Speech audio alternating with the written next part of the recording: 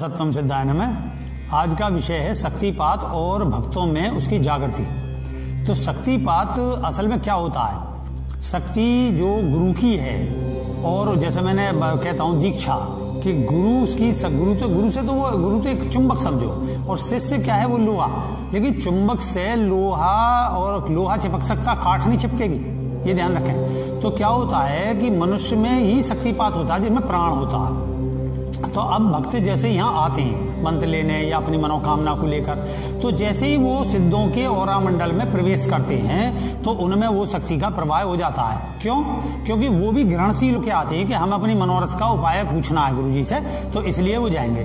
तो अभी जैसे हमारी एक भक्त हैं शशि प्रभा, उनके आप आध्यात्मिक अनुभव सुनोगे इस विषय में कि वो जब यहाँ जुड़ी तो उन्होंने इस विषय में कैसे जो है उन्हें आध्यात्मिक अनुभूति हुई। क्योंकि एक तो शक्तिपात है जो हम स्पेशली देते हैं कि सिर पर रखकर या पढ़कर या मैं सामने बैठाकर जो दीक्षा, और एक होता है जो व्यक्ति आया अपने मनोरथ को लेकर और फिर उसके उपरांत में हमने उसका जो भी निराकरण बताया, उस निराकरण के बाद हमारे अंदर भी ये रहता है कि भाई वो भक्त जो है अपने घर जाए या जहाँ भी पहुँचे उसका वो निराकरण हो। इसलिए क्या होता है, जब वो सिद्धि एक अवस्था बन जाती है, वो अवस्था पूरे भूमंडल पर फैलती है। वो व्यक्तिगत ऐसे नहीं फैलती कि वो कोई बुलंदशहर या यूपी या किसी भारत या उसमें होती है। जैसे ही हम ध्यानस्थ होंगे, वो अवस्था, ध्यानस्थ का मतलब ये भी नहीं है कि हम ध्यान में बैठे, वो जब जागृति आ जाती है तो वो जागृति का अर्थ है कि वो प्रकृति और वो स्वयं एकाकार हो जाते हैं। तो जहां तक भी प्रकृति है, अब प्रकृति अनंत है, तो वहां तक ही वो शक्ति दोनों एकाकारों का प्रभाव डालती है। तो जैसे ये सब भक्त आते हैं उनमें वो शक्ति प्रवाह होता है। अब वो जैसे उस पर ग्रहणशीलता के ऊपर निर्भर करता है कि वो भक्त कितना ग्रहणशील है अपने प्रश्न को लेकर, अपने समाधान को लेकर। जितना ग्रहणशील होगा उतना ही तीव्र शक्तिपात होगा, ये विषय है। और जैसे कि अब ये बताएंगे इस विषय पर लेकर, तो मैं यही कहूंगा कि अब आप ये इनसे इस विषय को सुने। जय सत्यम सिद्धाय नमः। जय सत्यम सिद्धाय नमः। गुरु महाराज जी की जय हो। मैं यहाँ सत्याश्रमी सत्यम सिद्धाय नमः आश्रम में 2004 से जुड़ी हुई हूँ। और मैं जब यहाँ आई थी तो अपनी पारिवारिक समस्या से आई थी कि मेरे पति डॉक्टर थे, वो बहुत बीमार थे, तो उनके लिए आई थी मैं अपनी पड़ोसन के साथ। फिर उसमें सितंबर 2004 में फिर उसके बाद गुरुजी ने ऐसे उपाय भी बताए थे, उनके लिए भी बता दिया था कि भाई ये जीवन आगे है नहीं बिल्कुल। तो ये सिर पे हाथ रख के पढ़ते थे, और जैसे हम आती थी मैं तो ओरा मंडल में भी आई जाते हैं, जैसे पैर छूते हैं, तो उसी से ही मुझे इसमें आध्यात्मिक जगत में रुचि होने शुरू हो गई। तो इन्होंने मुझे मंत्र दिया था सत्यम सिद्धाय नमः कि इसका जप करना है और ध्यान करना है गुरु में। तो मैंने वही सब जो शुरू कर दिया था।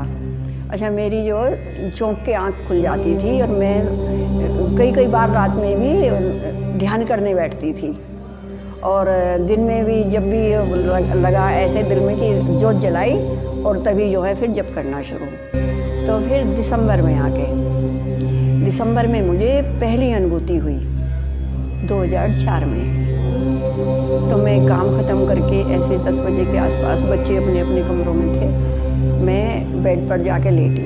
अच्छा, मैं लेटी ही थी तभी बराबर वाली खिड़की में से पीला प्रकाश आया, बहुत पक्के पीले रंग का, ऐसा कि मतलब लगातार प्रकाश जमीन से लेके और खिड़की में से आ रहा है, और वो बिल्कुल एक लाइन में ही है। तो मैं उसे देख के और मैं बैठ गई फिर कि भाई प्रकाश आया है। फिर मैं फिर लेट गई।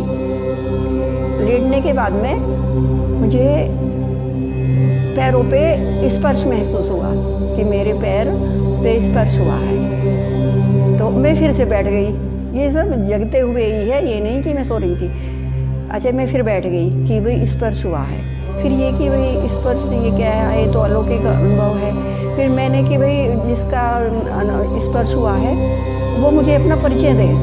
फिर मैं फिर लेट के जो है फिर ध्यान में चली गई। अच्छा, फिर एकदम से मुझे हवन की महक आई, जो हवन यहाँ आश्रम में होता है सामग्री की, तो बहुत तेज। मैं फिर से बैठ गई मगर ये तो गुरु महाराज जी की कृपा हो रही है कि भाई पहले प्रकाश आया, कहते हैं ना प्रकाश, फिर स्पर्श हुआ, फिर उसके बाद में पहले पीला प्रकाश, फिर उसके बाद में स्पर्श, फिर उसके बाद में सुगंध। जो ये आध्यात्मिक अनुभूतियाँ हैं 5 उसकी, वे सब। अच्छा जी, उसके बाद में कि भाई ये तो चलो गुरु महाराज जी हैं, और मैं फिर जब करती हूँ मैं फिर लेट गई, आँख मेरी खुली हुई। फिर उसके बाद में खिड़की में से, फिर जबकि खिड़की बंद थी, वहीं से एक नीले रंग का शिवलिंग प्रकट हुआ। अच्छा, ऐसा कि मतलब 2.5-3 फीट को, बहुत बड़ा चमकता हुआ।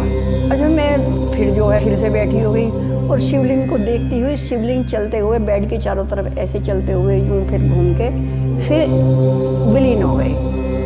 अच्छा, उसके बाद में फिर जो है मैं ध्यान करती हुई फिर से जो लेट गई।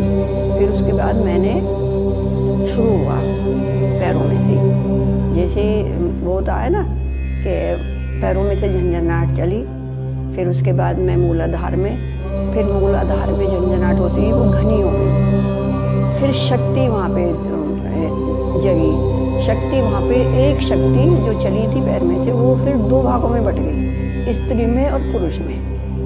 फिर उनके रमण की अनुभूति, जिसे रमण कहते हैं कि भाई ये रमण है, फिर वो अनुभूति हुई मूलाधार में। फिर उसके बाद में वो रमण चलता हुआ फिर यहाँ जैसे मूलाधार है और स्वादिष्ठान है, फिर ये है नाभि चक्र है, फिर हृदय चक्र है, फिर गले में, और फिर मस्तक में आके, फिर यहाँ पे आके वो जो है वो विलीन हुआ है।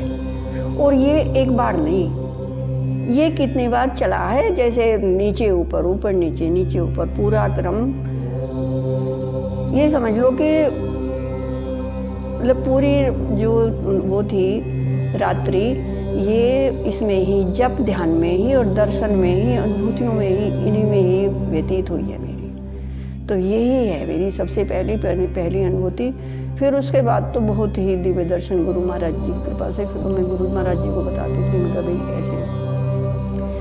फिर इन्होंने मुझे साहित्य दिया पढ़ने के लिए कि भाई जिससे हो कि भाई ऐसा ये होता है, ऐसे जो योगी हुए हैं, साधु संत हुए हैं, कि ये उनको भी हुआ है। फिर मैंने पढ़ा तो ये वो था कि भाई उनके हैं कि भाई ऐसे सुगंध ना होते हुए सुगंधाना, स्पर्श कोई नहीं कर रहा है फिर भी स्पर्श की अनुभूति, यही होते हैं आध्यात्मिक अनुभव। ये सब अनुभूतियाँ गुरु महाराज जी की कृपा से ही हैं कि भाई जो देखा था, सुना था बचपन में भी। जैसे एक होता है कि भाई विश्वामित्र की सुनी है कि भाई उन्होंने हरिश्चंद्र को सपने में आके जो एक राज ले, जब मुझे भी इच्छा थी भाई ऐसे गुरु मुझे भी मिले कि विश्वामित्र जैसे, और भाई कि ऐसे गुरु होते थे पहले, अब भी हैं। इसीलिए कहा गया है कि गुरु ब्रह्मा गुरु विष्णु गुरुदेव महेश्वर, गुरु साक्षात परब्रह्म तस्मै श्री गुरुवे नमः। ये यही आके सिद्ध होता है कि जो पहले था ना यही सत्य है। क्योंकि जो सृष्टि के आरंभ में, सतयुग में, द्वापर में भी,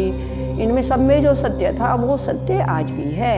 वो सत्य का रूप बदलता नहीं है। जय सत्यम सिद्धाय नमः। मेरा नाम शशि प्रभा है। मैं सुशीला विहार फर्स्ट भूड़ बुलंदशहर में रहती हूँ।